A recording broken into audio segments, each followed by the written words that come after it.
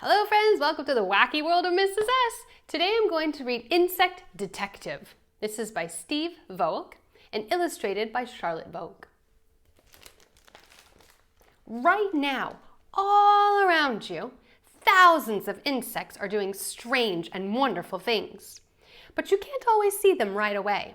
Sometimes you have to know where to look. There are more living insects in the world than all the other animals put together. About 200 million insects for every single person. Listen, over by the fence. Can you hear a scratching sound? A wasp is scraping away at the post with her strong jaws. She's collecting wood. She mixes it into a soft pulp in her mouth.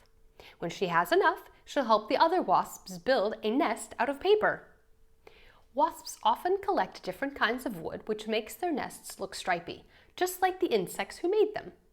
Not all kinds of wasps live together, but many of them do. Insects that live together are called social insects. Ants always live together. They usually make their nests underground. Finding an ant's nest is easy. First, find an ant, then follow it. It might stop to chat with some other ants along the way. Ants can communicate by touching their antennae together. But after a while, the ant will head home, and you'll be able to find out where it lives. Like all insects, ants have three main body parts: abdomen, thorax, and a head. Solitary bees live by themselves. Solitary means alone. This female solitary bee is busy collecting food from spring flowers. She'll store it in her tiny nest so that it will be ready for her when the eggs hatch. All insects start as life as eggs. Solitary bees make their nests in holes in the ground, cracks in the walls, or in tiny cavities that have been left by other insects. Many animals like to eat insects for dinner, so some insects use camouflage to blend in with their surroundings. Look at this crinkly brown leaf. Can you see a crinkly brown herald moth too? They often rest in trees during the day so that birds won't see them. Insects have other ways of hiding too. See the squiggly lines on these leaves? They were made by a leaf miner caterpillar.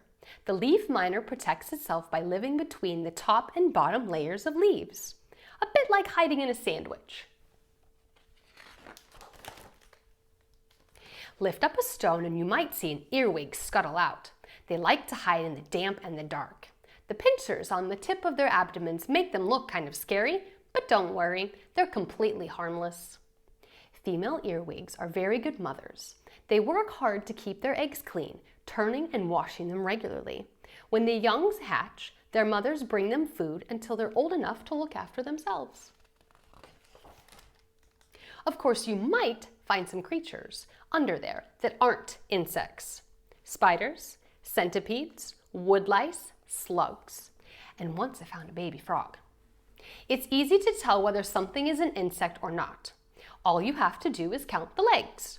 1, 2, 3, 4, 5, 6.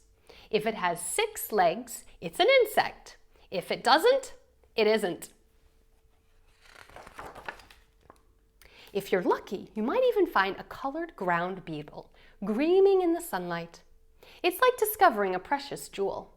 But ground beetles aren't just pretty to look at, they're excellent hunters too. At night, they go out hunting for slugs and snails, which makes gardeners very happy.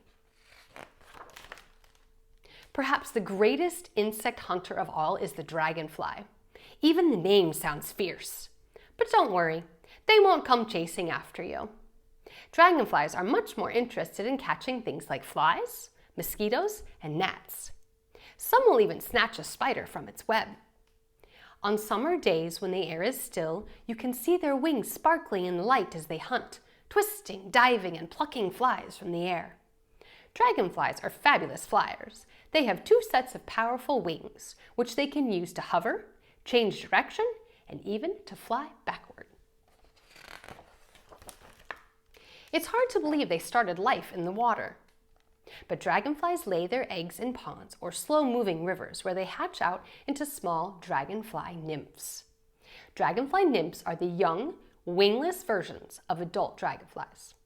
A nymph sheds its skin many times until it is full grown. Finally, it climbs out of the water and rests on the stem of a plant. As dawn breaks, its skin splits open and a beautiful dragonfly emerges, unfolding its wings and drying itself in the sun. The special changes that take place in an insect's bodies are called metamorphoses.